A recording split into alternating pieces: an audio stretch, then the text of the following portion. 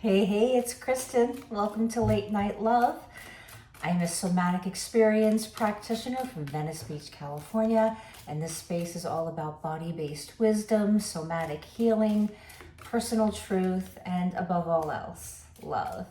So let's get to our Late Night Love. We're looking at the energy between you and another, and we're going to start, first we're going to start by taking a deep breath.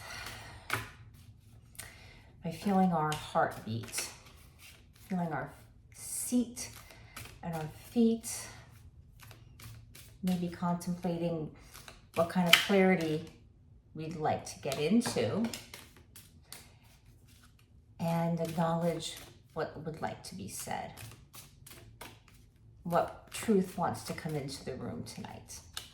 So let's start with what is sparking you. What's lighting up your heart and desire right now.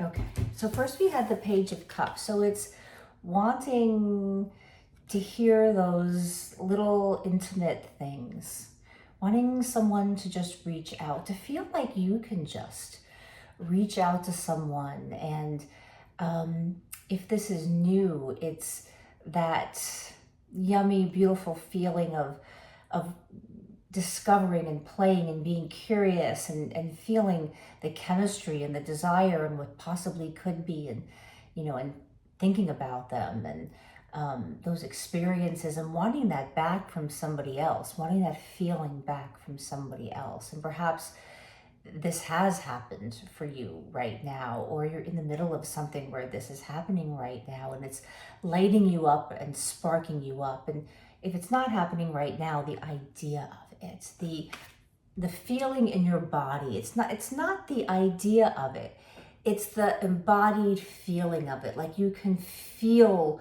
in your body what you want, and that's how you are, part of how you're manifesting receiving this into your life, is not thinking about it, not analyzing how you didn't have it before, or figuring out what's the pathway to it, but just literally feeling that in the body as if it's already there. And that is the activation of bringing it into your life, if it hasn't already happened. And a new beginning, the Fool, wanting to take risks, realizing that perhaps what really feeling okay with relinquishing the past, whatever it is, the other experiences, the other people, but even acknowledging, okay, there were parts of my, how I lived my life, and the stories I told myself, and the self-talk, or, letting go of all of that. I have a right to feel like I can start again. I have the right to feel like I can start again. Maybe that's an affirmation. I believe in my right and my birthright to at any moment create something new. I believe in being able to explore different parts of my persona and transform myself into something different. Or perhaps you're playing with changing something up. I've always done things this way, I'm going to do things that way now. But it's the excited feeling of it. It's the, delicious sort of like experience of I'm going to do something differently this time, and therefore get a different result. So there's not as much fear, or whatever fear or anxiety of the unknown. It's like that what you can really feel that's coming, that you want, that you have, that's different already, if that's the case. That is more important than being afraid to try something new and afraid to go in a different direction. This is the fear is almost like you can feel that fear alchemizing and turning into almost like a fire, like an inspiration, like a spark that's moving you forward. It makes you feel good regardless of what the other person is doing. And for some of you, you are kind of playing back and forth and you don't really know what's happening with it, but you're just enjoying the flirt, or like I said, that playful part of yourself without worrying about, right? In this Fool, without worrying about what happens next. Even though some of you might be feeling, oh, I think that this could really turn into something, you're enjoying the beginning. You're not seeing, I'm getting too little, or this is already like this from the beginning. You're simply enjoying what a beginning feels like. And allowing yourself to recognize that this feels safe and good in the body at this moment.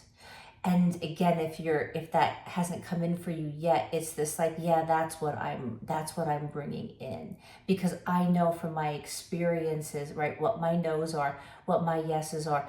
I'm clear and fluid in my boundaries, and I just, I'm ready to just jump off the cliff and see what comes next. All right, what are you being asked to notice within yourself in this connection or moment? What are you being asked to notice within yourself in this connection, if there's one that's new or going on, or in this moment just for yourself? So the Queen of Pentacles is just flipped over in the deck, and the Hierophant. So I'm going to take them, and then we're going to grab something else. Okay, so so we have the Queen of Pentacles, we have the Hierophant, and we have the Two of Cups. So within a connection, you are noticing that this connection makes you feel elevated. It makes you feel like you have something that you can feel, you can taste, you can touch, and it's inspirational, and it's a turn on based on how grounded you feel in it. So this feeling of being intimate is coming from this intimacy that you have with yourself based on all your experiences and feeling like the queen of your own life. Whether you're fully where you want to be or not, it's like feeling in this moment, I am where I have to be. I've gotten myself to where I am because I am somebody who fights for myself. I don't give up, and I keep creating no matter what. And if a creation doesn't work, I learn from what didn't work, what's there that is viable, and I move on, and I create and I create and I create until I reach the marker, or I reach the point to where I want to be, and then I start over again and I create again, because you're not afraid to do that. It's not about getting to where you want to go and then just sitting there and enjoying it for the rest of your life. You sit and you enjoy it, but it's wanting to be inspired to always have more, but in a healthy way, in a way that's about personal growth and transformation, and enjoying challenging yourself. And so you have a person reflecting that to you, that this is how they are, and it inspires you. Maybe they make you feel like doing this. Maybe you were in a place that was a bit stagnant or boring, but this person makes you feel like, quit that job, start your own business. I did it, or you don't have to put up with that, or you're a born leader. And it that's what real relationships should be, is people that lift you up. And if you're not with someone, you're looking at everything that you have, built in your life that is stable, that is grounded, and you are seeking to bring in somebody that reflects back to you the kind of work you do on yourself, and how you never allow yourself to, be satisfied, that you always are in challenge, but in a positive way. You want someone that sees you as the queen of your life, and can acknowledge everything that you have built, and is not jealous of it, or it doesn't make them feel bad or down about themselves. For example, I have this lovely home here in Venice, this townhouse, And this was a while ago. I was dating this guy, and I hadn't told him that I owned this place, and we were here, and I got around to saying, because he was asking about rent. And I said, oh, well, I have a mortgage. This is my place. And I could just tell. And we were the same age. That he's kind of said, oh, my apartment doesn't have 2 levels. And I know there was like, you could feel it in the room. And that actually, this was a number of years ago. And I dated a number of guys at that time that when I told them I owned their home, it's like you could feel the vibe will shift in the room. And you don't want to be made to feel bad about what you've achieved, because we're all on a different path and we're all on a different timeline. And it could be, I've known divorced men that could afford to buy a home who are like, I never want to own again, I'm happy to rent. So it's, you don't really know what people's paths are, what's going on, but you want to be with someone that's happy for you for what you've created and sees it as a positive thing, that you're the kind of person who's responsible enough that you can own a home, or you're somebody who can get through law school, or you're a person who started this business from scratch and worked 2 other jobs while you had it as a side gig, and now it's your full-time thing, and you're taking yourself to Mexican resorts because what I mean, and all over France, and you can be a digital nomad, and they think, great, we can travel together. You're looking for that if you're single, right? Because you're looking for the right match, and because you've done work on yourself, balancing that energy that is masculine and feminine.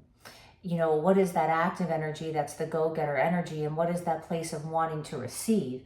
And I think you're either with someone now, or you're wanting to call someone in that is balanced themselves, that likes giving, that doesn't see your leadership quality and the fact that you are a very stable person who can manifest and make things happen and create and bring things into your life. That's not about them. They see it as this is this balanced energy that you have, but that doesn't mean that you don't need help, and that you don't need emotional support, and you don't need, that you still want someone to take you out to dinner. And sometimes it can feel like, I think in the past, maybe it's been sort of like, even if you've been with someone that was very well accomplished themselves, it's like they may say it, they want that, but there's something about it that challenges them. Sometimes certain guys like to be fixers, or they like to be the one, to feel like they're in charge. And, everyone's on a different path, like I've been saying, and everyone has different needs, and all people have different needs and what they're trying to call in. For the people in this reading, though, you want to feel acknowledged for what you've accomplished, but you also want to be acknowledged for the energy that wants a give and a take that's mutual, that wants to lie back and lie down and receive. And also with a person that can take that as well. I mean, how many of us have been with that person where you're offering some help, you're offering some assistance or guidance or support, and they're like, no. And that's not really fun either. So, that's what you're being asked to notice, because you do want something. You want stability and commitment that's on a higher plane. It's not just about getting the person to commit to you, and getting them to have a grounded structure in relationship that is capable of moving forward. But you want something that's capable of moving forward and growing and evolving with time, because we are people who evolve and grow with time. And we want someone that can handle all of the transitions that we all go through in life. So it's not about just getting the person to take you out on a date every single night. It's about getting the right person to take you out, or there's a message for some of you that you need to call someone. You need to ask someone out. So if that's you, you're going to know who I am. You're going to know who you are. Maybe it's me. That's why I said that. you know, right? Because it's about balancing this masculine and feminine energy. You know, sometimes it's appropriate to sort of like hang back, to receive, to let them come to you. But then other times it really is about you making the first move, and there are no rules, and it doesn't have to be a certain way. Whatever maybe you've done and been stuck with in the past, I would try the opposite of. If you're somebody who's like, oh, I'm not afraid to like make the first move and call, and you do it every single time, maybe see what it's like to, you know, wait back. Because regardless of what answer you get, whether you get what you want or not, you're going to be breaking a pattern, and learning something and trying something new, and then that is going to create more more open, more space, as opposed to staying stuck. So what's your body trying to say that you're not listening to? Is there anything specific that the body's saying that you are not listening to? Let's grab this one. Let go of your past. Your body, some of you may feel a heaviness in the body. You may feel a stress or anxiety based on retelling stories of the past, or like a traumatic, a relational event of the past. So what can you do about that? This could also be certain things from childhood around how you were raised about love and intimacy, and what love and intimacy and what commitment needs to look like. And you're kind of holding on to what you were told, or some societal BS around, or what all of your friends do, or what you're seeing on Instagram, as opposed to what feels right for you. So what feels right for you, not what somebody else is saying, or you have to trust that you know what you're doing. Let's take these. So what can we do about this? We can be honest with ourselves, all right? Don't be afraid to be direct and honest with yourself. Not being mean to yourself, but honest with yourself. Taking self-responsibility, allowing yourself to integrate the clarity of everything that you've been through, and allowing what may have felt like, again, traumatic experiences, or what made you feel put out in the cold, or what could have made you maybe a little bit even bitter at some point, or angry. Allowing that to be, and listen to it, and ask yourself, what does the anger want to say? What does that sense of betrayal want to say? What does this anxiety want to say to me? Ask it like you would ask your inner child. Ask like you would ask a child, what do you need to feel better? Because you work really hard and you really achieved a lot. Here with the Queen of Pentacles, we see it. It's like, you are a hard worker, but you know what? We shouldn't have to work so hard in love. Love should be a heart space. And yes, we have to work hard. Of course, relationships are work, but it shouldn't be something that's draining. And I think we work so hard in our lives in general, and things are going to come up that, we don't want to push ourselves. And really what you're looking for is passion. What you're looking for is desire. What you're looking for is someone who can match this, right? Someone who can match this. Where's my queen? Where's my queen? Where's my Queen of Pentacles, who's so earthy and sensual and grounded and creative and receptive? The queen is just this fertile queen. I'm talking about fertile. And the womb is just the cradle of all of our inspiration and our creativity and what we create above anything else. If that's a family and children, that's wonderful, but that's only part of what our fertility is about as people, as women, right? And so we're looking for to not be afraid to take charge, to take charge and bring out that masculine energy of what we want.